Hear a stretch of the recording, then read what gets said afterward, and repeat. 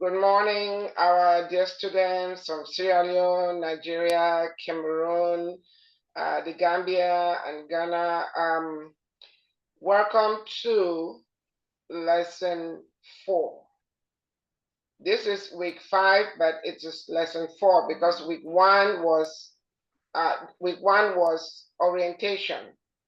So today we are discussing appropriation of emerging computer and technological skills, the mastery of productivity tools, including word processing, spreadsheets, database, graphics, other applications. I'm not going to go into too much details, but our professor is Professor Peter Akwichek of TrusTech University and TrusTech Online Academy. I am going to hand the mic over to Professor Akwichek to introduce himself and then go on with the lessons. Again, we are recording and it will be uploaded on YouTube. We usually stream this live, but we were running 1 minute late, so we are going to record and upload it. Okay, so Prof, the mic is yours. Welcome and thank you so much. All right, welcome everybody. My name is Prof. Peter Akwichek, and I'm going to be training you guys in productivity tools of the industry. Currently, I am a manager of an enterprise system here in the United States, and I manage a group of engineers. And one of my tasks is to make sure that everybody is productive and also using productive tools, including word processing, including AI, including presentation programs. So today I'm going to introduce you to those tools that we use currently in the job place, which means that as a student, as you study your career, you need to be productive. You're not going to learn from the company how to use Word or Office 365. You're not going to be trained in the office on how to use AI. They assume that you already know this tool. So it is a great advantage for you to be here today to be introduced those tools that are very, very necessary to be successful in the workplace. To get started, I will be sharing my screen with you, and you guys can watch as we navigate through the different technology that will assist you in your job place. So stay tuned. Let me bring all my slides, and I will share my screen. Thank you so much, Professor Akwichek. All right, here we go. So let me share my screen. Let me know if you can see. Not yet. Okay, it's coming up. This is it. Let me make sure that I don't need to share everything so I can navigate. This is awesome, Prof. This is awesome. I really like what I'm saying. All right. So, guys, this is the best thing that you will learn from this opportunity. You know, as I mentioned before, even as a student, when you do your research and you're writing a paper, or you are doing a presentation to the employer or to a prospective employer, for that matter, or to a group of engineers, nobody will teach you how to use word processing. Nobody will teach you how to use spreadsheet. It is assumed that you already know. I'll give you a typical example when I was growing up, there was a school for typing, how to type using the keyboard. It's a whole school for that. Tell me, in the country where you are listening, do you guys have a school that you can learn how to type? Anybody? Apparently, I don't think so. Why is that? Because of the technology evolution. They are beginning to assume that these are skills that you have to learn on your own. All right? You have to learn on your own. They know that once you have gone through secondary school, you have gone through high school, you should have sufficient knowledge on how to do research, how to learn tools of your own, but we're here to guide you which of those tools are very necessary for you to learn. Number one, word processing. Every time you want to document, you want to write a letter, even though you go to email, you can just type right on the screen. If you want to send a proposal to a company about a job, if you want to prepare your resume, you need word processing. You need to learn word processing. This is something that if you have a Windows machine, it is already built into Windows machine, but you have to subscribe to it. Meaning Microsoft will allow you to download word processing tools and begin to use it, but you may have very limited time to do that. You have to subscribe. There are also ways around that you can have a permanent license without subscription. Microsoft also offers permanent or the perpetual license for word processing that you buy once and you use forever. So those tools are there. So word processing, once you open word processing, amazing tools, especially 365, they give you template. If you want to write a letter, there is a template. If you want to do a spreadsheet, let's say you want to put data in a table, there is a template for it. You want to make a proposal, like do an estimate for a business, there is a template for that. So you're going to learn from word processing the styles and formatting of a document. You're going to use reference management. Let's say you're writing a documentation or doing research, you have to cite at the bottom of the page where your references are coming from. Word processing gives you a tag for that. Collaboration and review. Imagine that you are in a business where you have to share documents across teams, across organizations members. You don't have to be attaching document to an email and send out. You can collaborate on the same document with everybody else. So what do? There is a settings inside Word that you can set up in such a way that you can collaborate with everybody else. They will go in and put maybe a chapter, maybe you're writing a book, there will be a chapter for somebody to write about a particular topic in the same book. That's called collaboration and review. Writing assistant, where is this coming from? You must have seen something like Grammarly. Grammarly is an AI that is floating out there in the internet. If you install that tool on your computer, every time you open a document to write, it is sitting by the side of your document, watching you are typing, watching your words, and it will highlight and say, hey, this word that you are typing is not appropriate. This is an alternative for you to do that. Even a whole sentence, it will highlight and say, no, restructure this sentence. So you see, people are writing professional documentation nowadays because of these productivity tools. So it is obvious for you to learn about these tools. We're going to let you know that these are something that you cannot avoid or you cannot not look at or not care about. You need to care about it. The next thing is spreadsheets. Prof, 1 second. 1 second before you go to the next one. There is a young man, I hope this is critical. Mohammed, your hand is up. Unmute yourself.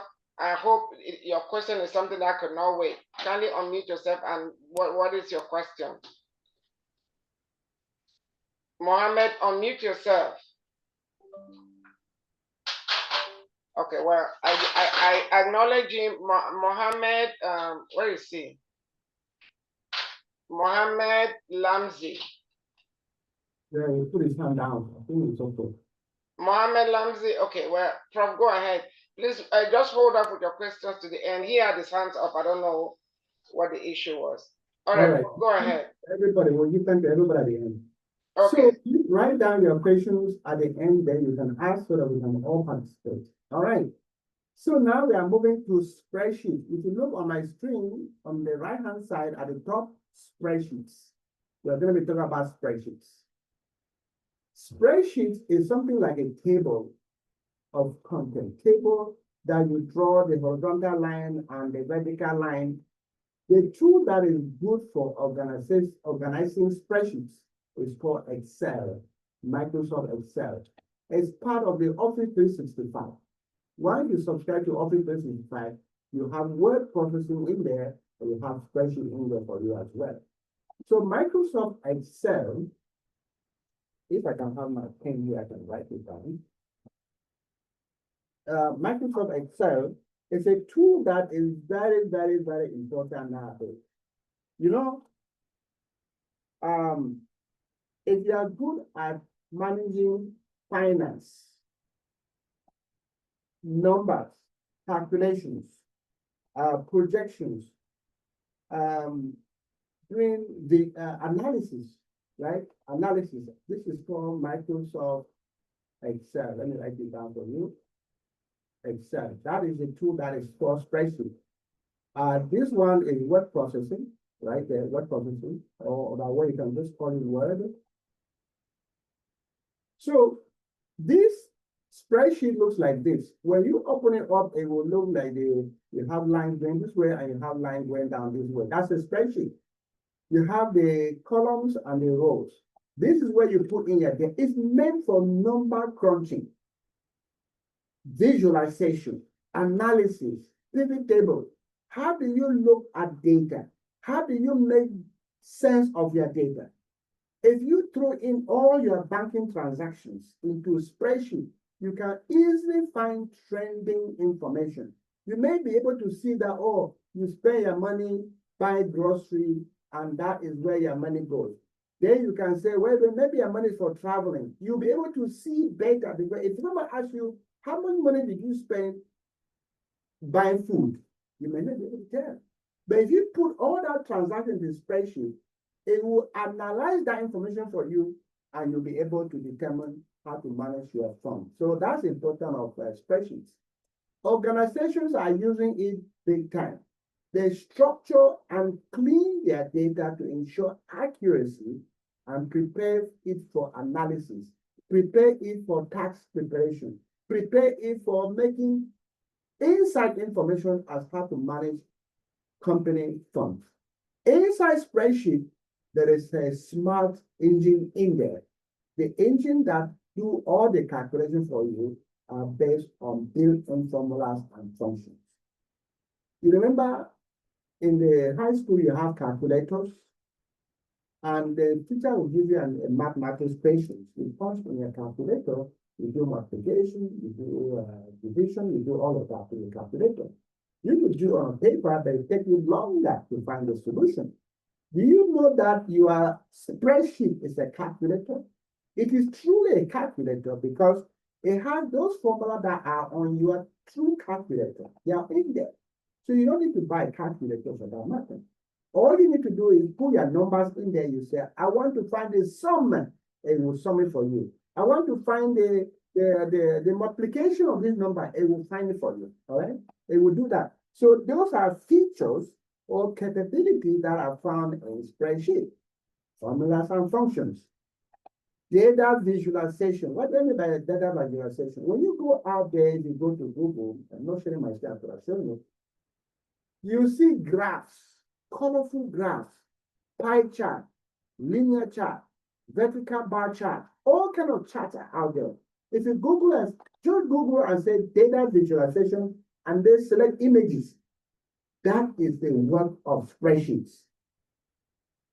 It creates a very clear and informative charts, graphs, and plot that will present your data visually. As I mentioned before, if you look at your bank statement over the last 2 years, you may not make sense of it until when you put that data in a spreadsheet and you visualize it, it will tell you your spending habits. And from there, you will say, hey, no, I don't think I should be spending money, traveling a lot. Maybe I'll cut back on this. Maybe I should cut back on my grocery. Maybe I can manage my fund this way. Maybe I'm not spending enough money to play games.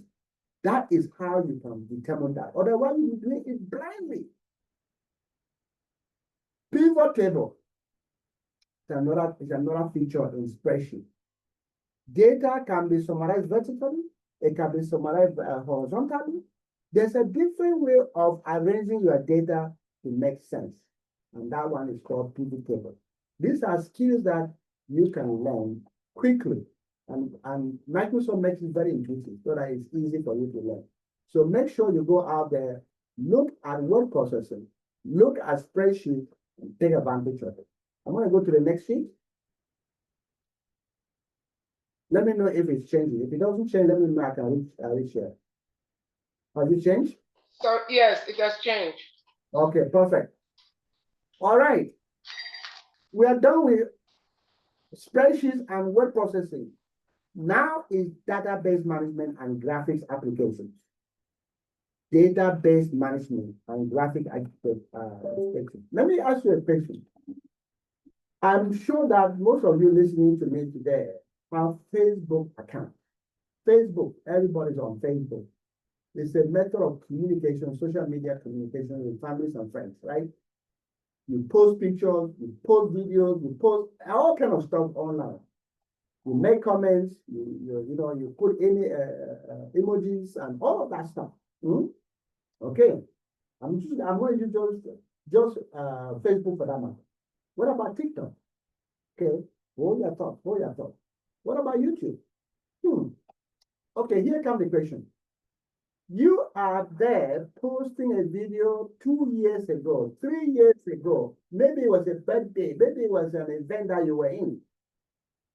3 years later, you go to Facebook, it shows up in front of you. I'm like, how did this happen? This was something you posted like 3 years ago. It now shows up on your screen. Hey, see when you were 3 years ago, look at the event that you were in. And look at that. Oh my goodness. How do you think that Facebook remembered this? How does it know that it was 2 years event that took place? How does it know that you may like to see it again? How does it know that maybe somebody in your family would like to see what happened 3 or 4, 5 years ago? A database. That data is stored in a database. All right? So we're going to look through how that is done.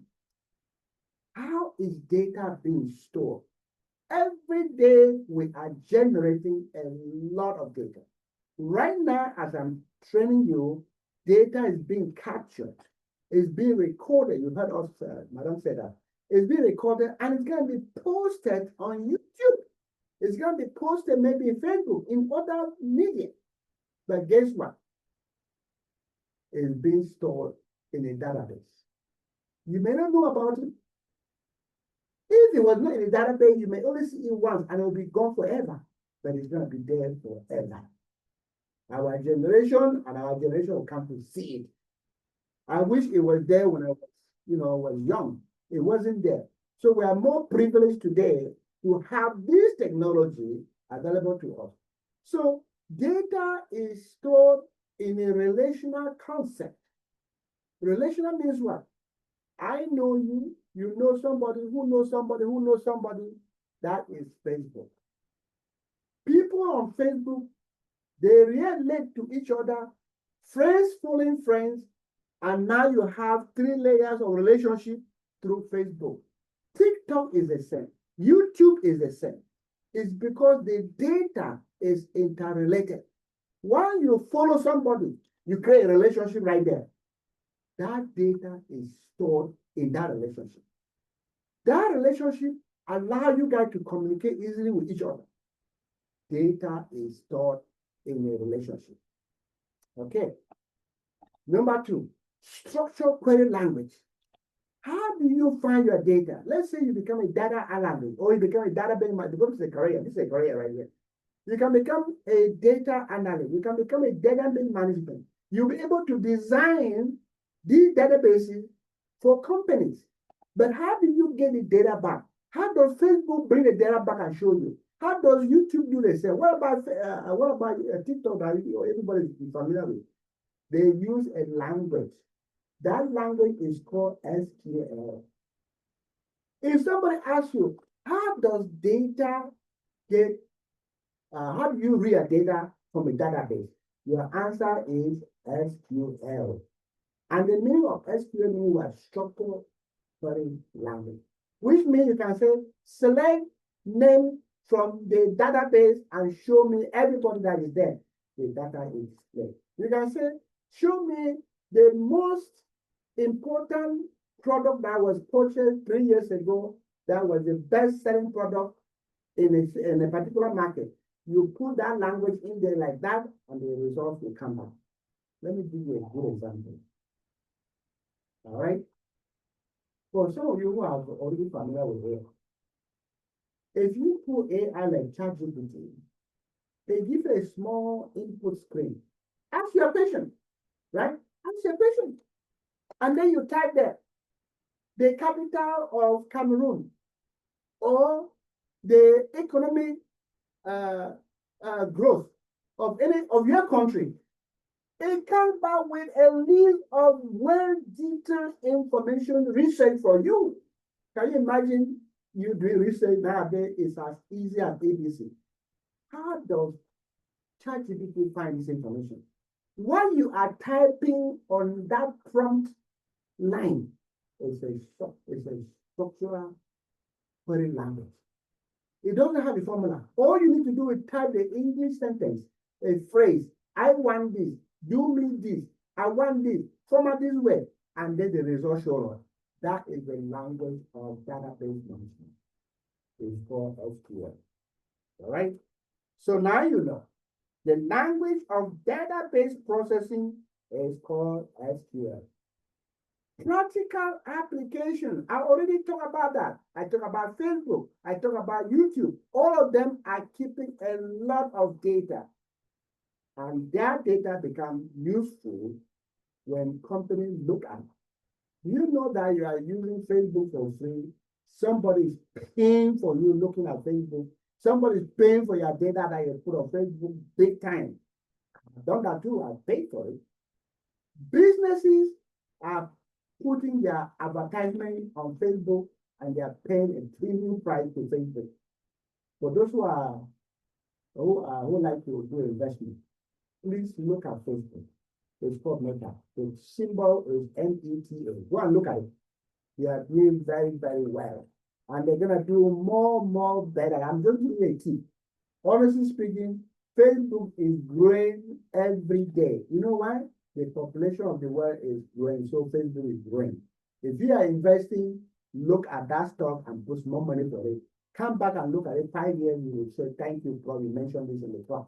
All right, guys? All right, let's look on the right-hand side.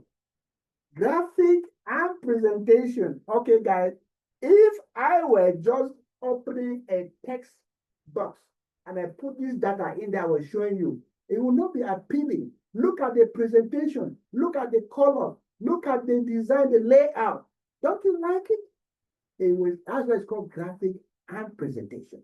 If you are going to do any presentation, or you're going to design a book, or you're going to do a proposal, you need to think about graphic and presentation so that it is appealing to your audience. So they will listen to you. They will learn what you're talking about. But if you don't present it in a way that is appealing, nobody will listen, nobody will care.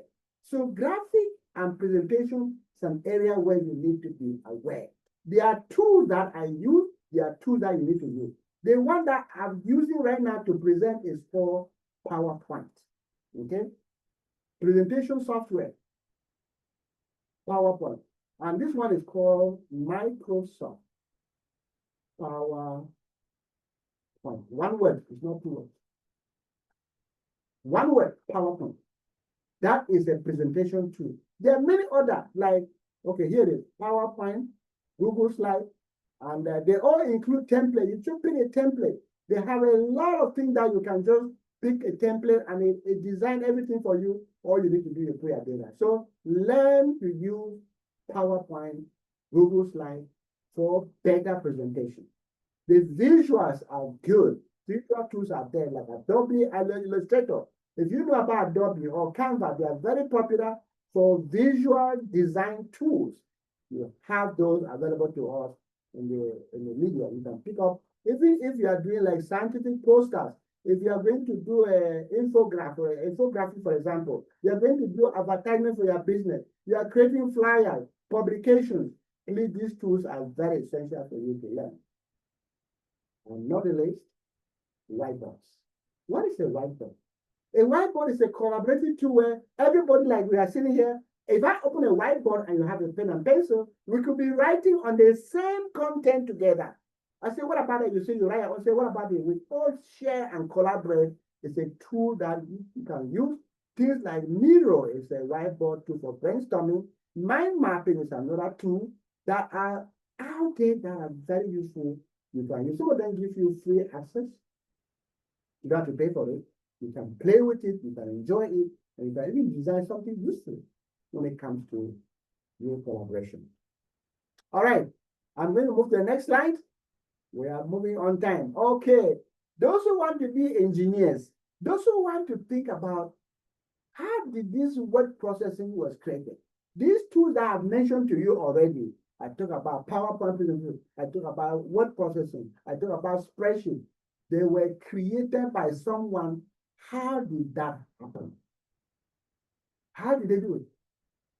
It was created by somebody. And now everybody using it. People are paying money for it. And this guy is rich. Bill Gates is rich. In the world, one of them. Because he created these tools. These are created by engineers. And there's a language of programming. You program in the back end, you engineer the product from the back end, and then when it comes out, people use it from the front end. We are users, you are users, we are paying for that service, but somebody created it. Somebody is maintaining it. When you buy Windows, every time Windows will say, hey, you need to update. They are updating and adding more features to it. Let's find out how it is being done. That's part of engineering. After this first initial training, we're going to move you into an advanced training where you actually need to put your hands and do labs and create results, and you'll be proud of it. All right. So right now, programming language is very important in most of these activities. Facebook, it was designed and created by programming language. YouTube, TikTok, somebody created that tool that all of us are socially connected. You're putting videos, you are talking, you are getting followers, and you're building content on top of this tool. But somebody created those tools. Those engineers use a language of scientific language that people use to create the tool. One of the languages I will tell you today is C++. That language is very useful. It is the basis of most of these programs that you are using today. Whether you are using spreadsheets, or you are using visual tools, you are using Miro, you are using PowerPoint, you are using Office 365. These were created in the background by engineers. One of the tools of programming, they call it scientific programming, is C++. And I'll tell you a lot more. This is not all. There are dozens of them out there. Another one that is very, very popular. This one was a beginning, this one is an old language, but it formed a very solid basis in the days. And it was very hard language to learn, Fortran. But today, it has been evolving, and technology has advanced. Now C++ become the foundation. New products that are out in the market that are very, very popular is Python. If you want to be an engineer, you love to be on the back end to design and publish results through scientific programming, please learn Python. That is the most rising programming language today. The reason why it is very popular, let me tell you why. It is very easy to learn.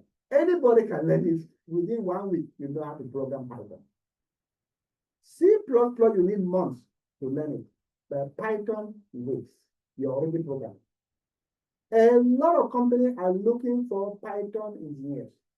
If I were to get 3 hours with you today, I will show you online example of how Python is done. I will be like, wow, that's easy. So please, every programming language has a syntax. They have a method of doing it. You want to build a house, you have to draw a design.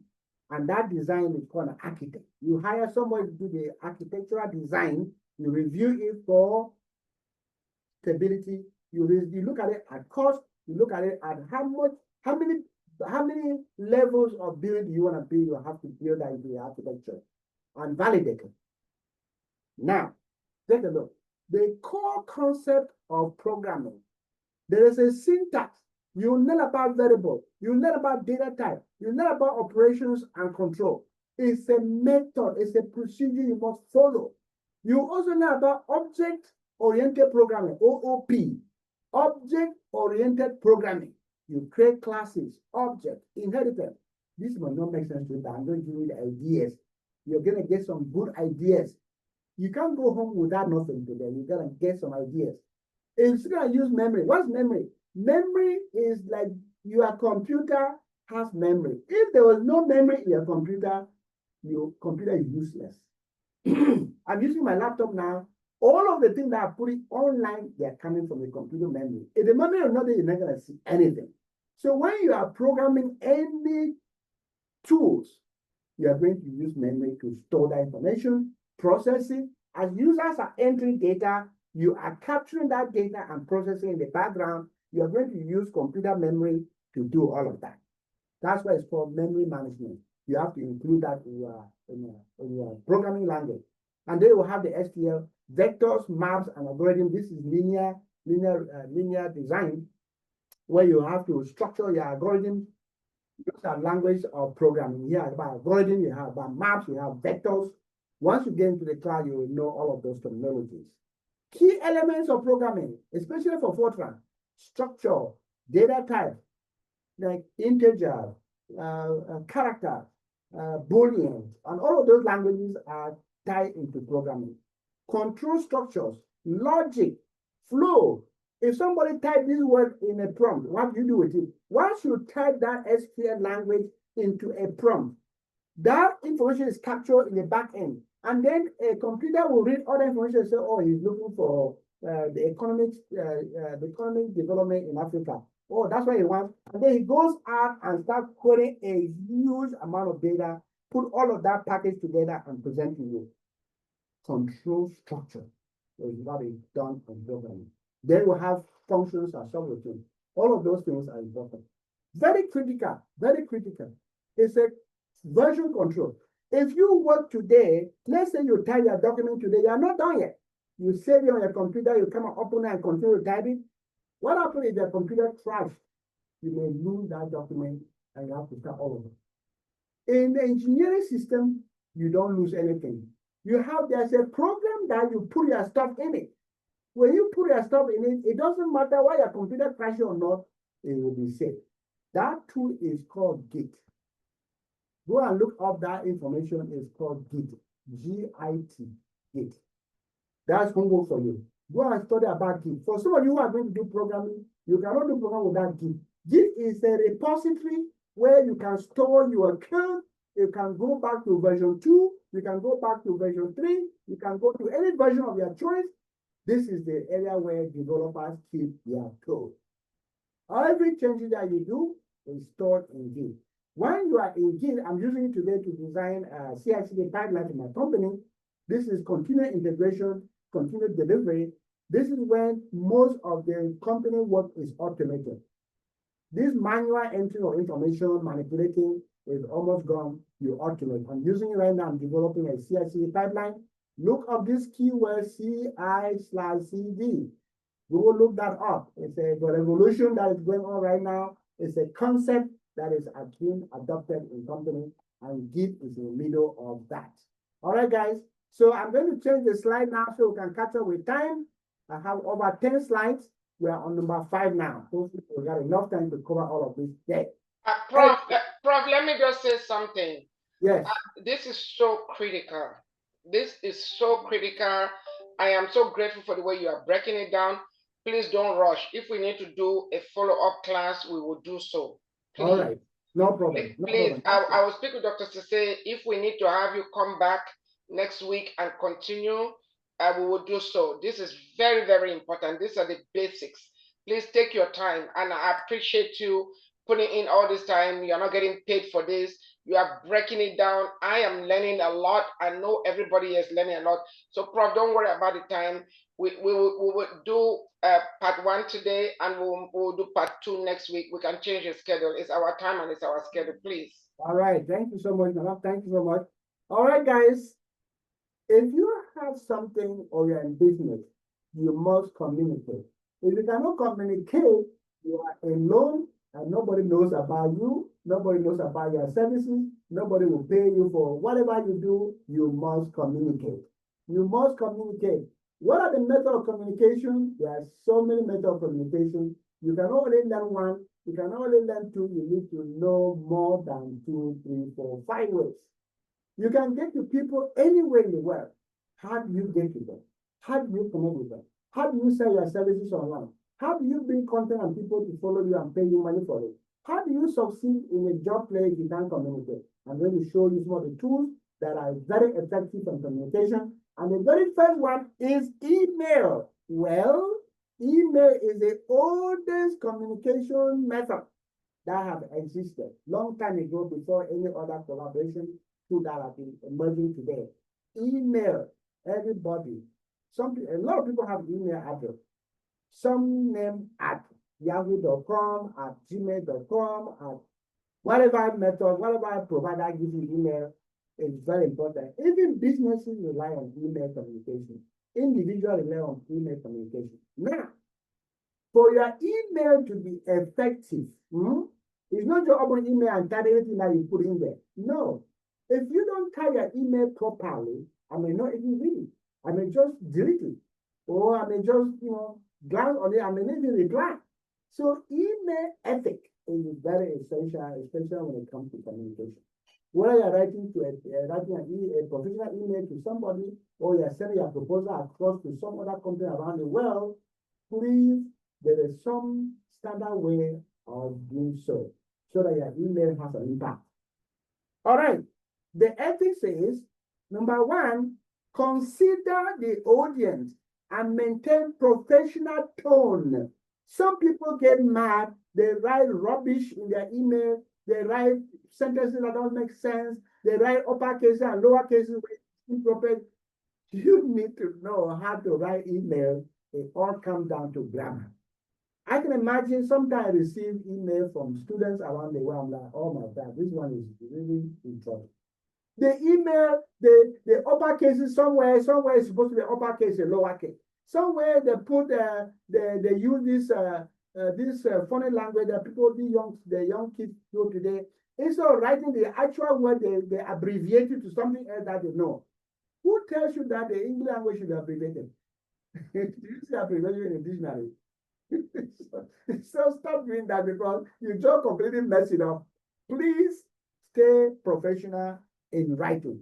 Number two, use clear descriptive subject line. The subject line is what makes people open your email to read. You have to think very carefully what your subject line will look like. What will make somebody open that mail? Or determine if that mail is junk. Okay?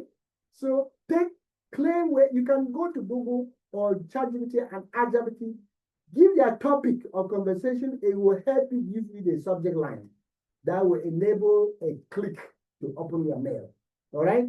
Number three, limit. This is number three here. Limit each email to a single subject. Don't take a subject and you write 3 different topics in the body of the email. Doesn't make sense. You better separate those topics by email so that your target audience receive what they are looking for. Don't give me too much information that I don't need. Tell me exactly what you need from me, and I will respond to you. All right. Number 4, maintain formal structure with proper spacing. That's why I was talking about punctuation, sentencing. Some people will give a one sentence. There's no full stop. There's no end of that line. They then move to another paragraph. The paragraph did not even finish. They have lost it. Your email communication will be in the dustbin. It will be in trash. Okay? So today, please pay attention to what you write. Even in Facebook, people write nonsense out there. Gentlemen and ladies, let me tell you something. Today is different. The world has changed. Do you know that if you go out for interview, they are not only looking at your resume, they are looking at your social footprint. What are you saying out there? How are you communicating with people? They will go in there and look it up. So clean up if you want to be a professional to earn a respect and the salary and the reward. Keep your footprint clean and professional. Stop being abusive online to people. Stop being arrogant. Stop being posting images that doesn't make sense. Stay professional along the way. You'll be fine when the time comes. So clean up. Maintain formal structure, proper self-spacing. build points, for clarity. Like say, for example, if you want to write an email, you can say, you can put dot, you have a point to make here, you put another point to make. Look at my own point I listed, it's easy to read. So in an email, if you want your point to be noted, please indent and make sure that those points stand out. People do scanning, they just scan the email, they don't actually read all of it. If I'm scanning email, I can just look at the bullet point, oh, I know exactly what you want, and I respond to it.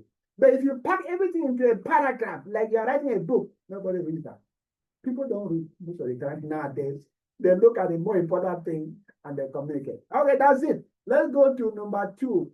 Virtual communication collaboration tool. I don't know about you, but I think you are going to see that happening a lot. There is a company called Slack. It's not a Slack like the laziness. That one is different from the one I'm talking about. Slack here is a tool for visual communication. Seriously, open Slack and look at it. You'll be amazed. It's a tool for communication. It organizes conversations into a dedicated channel. You create Slack, you have this channel. I think next session when we come back, I will be doing mostly demonstration, no more talking. I can talk through today, but next time I will open and show and tell. You will see it live as we navigate through all of these things. I will show you Office 365. I will show you the template. I will show you an example of email etiquette. I will show you like the Slack, the channel, the Teams. All of those things is see and you show and tell. It will make a lot of sense. But today, I'm giving you the briefing on these two that are very vital. If you're taking down notes, please just jot on something and go and do research. So next time you come back, you are more aware and more prepared. So Slack. Prof, I have a question for you. What slide number is this? This is slide number, hold on. No, this is 5, sorry. This is 5. Perfect. So yeah. We're going to stop today at slide number 5, take questions, and when you come next week, you continue with. Okay, perfect. All right. But this is amazing. I'm in awe. Thank you so much. Keep going, please. All right. So Microsoft Teams is a tool that is available as an Office package. A lot of companies are using it. Next time when you come, I'll show my own. I have it on my desktop. I'm using it with the students who are coming online and working with me. They all have their own installation. It makes work much easier. In Microsoft Teams, they compile chat, you have videos, you have meetings. Everything you do on Zoom, you can do it in MS Teams. As a matter of fact, MS Teams were built for companies. Zoom is a popular online video conferencing tool for everybody. But MS Teams is meant for business communication, doing the same thing, but mostly businesses choose to use Teams. Effective use of such tools means what? Establish clear communication protocol. Okay, define your channel purposes. Divide the work in a way that makes sense. They call it channel, it's like more of a topic. Design your topic that makes sense. If it's a project, like the project topic, is a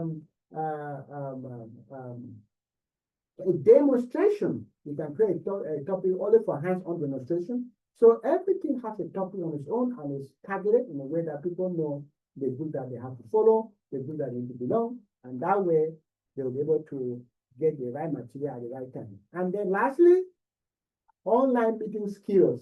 All right. Now, anybody can open an online meeting, YouTube meeting, Facebook meeting, TikTok meeting, WhatsApp meeting. How do you do it well? You know, how do you do that? So essentially, like for me, professionally, you need to be ready to hold an online meeting. You need to look at your background. You can look at my background. It represents my image. It represents the business I own. It represents the knowledge I'm sharing with people through online, right? You have to prepare your environment in a way that people will like it, people will appreciate it, people will follow you. So prepare your online meeting skills very, very well. Technical preparedness is good. Making sure you can do your presentation without any failure. And if there's a failure, you have to recover from it to hold the attention of the audience is very critical. Professional presence. Dress well to come to the meeting. keep your microphone off. If you are not talking, you mute your microphone. If you are coming to be online and do dress well before you come online, those are professional presence that you have to do. Active engagement in the course of discussion like I'm doing now. We will have a moment for question and answer. You can ask your question very professionally. Don't be rude. This is all professional skill that you need to have to do an online meeting that will have an impact. Posting responsibility, share agenda ahead of time. You have seen information before you came here. You have seen exactly what you're going to get. That information came to you ahead of time, so you are prepared. You have guided conversation. That's why we say we'll have a moment for you. It's all planned and managed that way. And then follow up with summaries. At the end of the day, you may get an email from us. You may hear from us again and say, come back. And you have communication coming back to you by one way or the other. Maybe go to YouTube and listen to some of the videos that are there, where you have summaries, and continue to communicate. Wow. And with that, I will Prof, stop up the room for question and answers. I have learned so much, so much. I mean, this is. Do you want to stop sharing so we can take some questions? And Absolutely. this is amazing, Prof. Especially given the fact that you are simultaneously doing the STEM series with Africa Online, our sister organization. This is so amazing. Everyone, anybody who has a question, put your hand up. But let me go to Dr. Sese. So, Prof, we are going to. Are you available next Saturday at this time to do to finish the slides? Yes. Okay, where's Dr. Sese? Let me unmute Dr. Sese.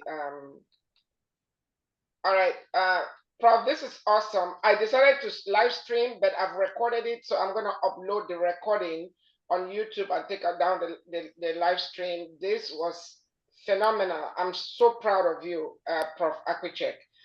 You have trained a lot of Africans, and I'm so glad that you are handling our STEM program, you and your university. Thank you so much. Before Dr. Sese speaks, any student that have a question, please put your hand up and I will unmute you. Dr. Sese, please go ahead. Good morning, America. Good afternoon, Sierra Leone. Good afternoon, Nigeria, and all the others. This is superb. Our students need this. Okay? And Prof, apart from the programming program, the basic Microsoft Office, which entails Word, Excel, PowerPoint, and internet, and all that, is something we encourage students to be able to do before they go to university. And I particularly emphasize that in the program that I run. The biggest challenge is, unlike our time when we spent our little pennies on getting resources for learning, students of today do not prioritize learning resources. They will ask their relatives abroad or use the money their parents have to buy expensive phones, expensive shoes, but they will not have the basic resources for learning. They will not use libraries even when they are available. And they think people have to do everything for them. Even when things are offered free of charge, they do not take the opportunity. We were hungry to learn. The current generation, I don't think they are as hungry as we were to learn. So, and we have to say to them, nobody can teach you everything. The first time I spoke with Reverend Pam, I said I was BBC. I was born before computers. I was in England before they even introduced computers. I was already head of department. So for me to be able, I was the first in my school to learn computers, to introduce it in my department, because I could see the value. I hope these young people hearing from you can understand the value of technology in today's learning environment, in today's employment environment. You, when you apply for a job, people assume that these are the basics, this is the minimum, is the ABC that you need to know before you go into employment. So I hope they'll take it seriously. I'll stop here. If I have to come again, I will. But they really, I All hope right. they really appreciate the perfection you are giving them. I hope that they learn from this. Thank you. Thank you, thank you, Dr. Sese. Does any other student, does any student have a question or a comment? I know somebody had put their hand up before, but we have 7 minutes. Please unmute yourself, or if you need to ask a question, unmute yourself, or raise your hands, and ask that question. We don't have much time. While we are waiting for those who have questions or to unmute themselves, Prof, I learned a lot, because a lot of the stuff I know, I learned as I taught myself. I had no choice. I had to learn how to do all these things to run my business. I never had a formal class or a formal training. So I see Mohammed, your hand was up earlier. The mic is yours. Mohammed Lamzi, you had a question. Mohammed Lamzi Bangura. Mohammed, can you hear me? Okay, I see you've muted yourself. You need to unmute. If you are speaking, we can't hear you. All right. What about you, David? Okay, David Kanda. You have unmute yourself, David. Unmute yourself. Your hand is up. Go ahead. The mic is yours. Hello, everybody. Thank you very much, Doc, for the lectures. Even though I was late, because we have serious rains, so the network is up. We have serious rains here, so the network is unstable. That's why most of us are not online. So, but I really do appreciate That's okay. I appreciate the few that I get, though. It's very interesting. This is a very interesting topic for students like us, going into the world of technology, getting more idea about this communication ethics online and all. Our parents didn't have the chance, but we have the chance now. So I think it's best for us, but the weather could not allow. So our next time, I hope it will be better, but we'll go through it. As you said, you are going to upload it on YouTube. We'll go through it. So thank you very much for this wonderful opportunity. You're welcome. You're welcome. Thank you, David. Yes, I'm gonna upload it on YouTube, but I decided to start streaming like 10 minutes later so that those who are following live can catch part of it. But I'll upload this right after this class. And David, thank you also for being one of the student coordinators. You are taking leadership, and that's what we need. What you are saying is so true. Your parents did not have, and even your grandparents did not have this opportunity. We have time for one more comment or question. Please raise your hand to speak so that you can unmute. Emmanuel Mendy. Okay, where's Emmanuel Mendy? I see your hand up. Emmanuel, Emmanuel, unmute yourself. The mic is yours. Hi, good day, everyone. I'm Emmanuel Mendy from the Gambia. For someone who is already in the field of data and health data science, I just wanted to commend Prof for this lecture, which is very, I must say, which is very commendable. And I'm very thankful for joining this class and hoping to join the next class on next week, Saturday, and to just learn more, to be honest. Most of the things you have elaborated in this class today is something that I'm already on, and I'm using most of the tools that you likely mentioned. So thank you very much. Great, excellent, great job.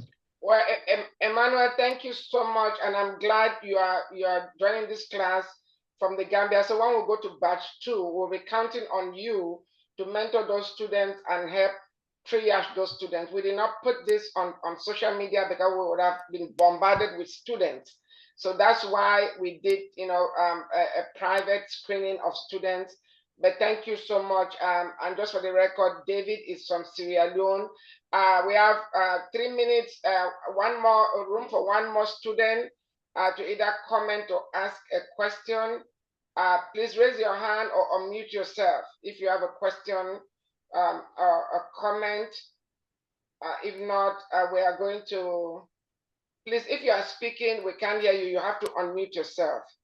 So anyway, so Dr. Sise, could you kindly adjust the schedule to show next week's class as part 2 of this trend, please? Which means you, Dr. Sise, you were supposed to teach next Saturday. You'll be teaching the following Saturday. Is that okay? Okay. I will gladly do so. And I hope the students will go through what has already been done and come up with any questions that they have, because this is so crucial. I can safely say two of the most important strands in this whole program are the first one that Dr. Bagayoko did about the principle, the power law of human performance, and this technology bit. You really, really have to make sure you take that very seriously. Thank you. Put in your effort. All right, thank you. I would say all 12 strands are very important because it's a holistic program. So we want the students to take every single one of them seriously. Once more, on behalf of Africa's Brain Bank and Africa High School Association, Professor Akwichek, I truly, truly want to appreciate you. We are bringing the students the best. This is the best of the best. And I'm glad we have students from 5 to postgraduate. They all need this. I mean, even some of us who have had so much schooling, we are learning from this because the world is changing and we are preparing the leaders of today and tomorrow.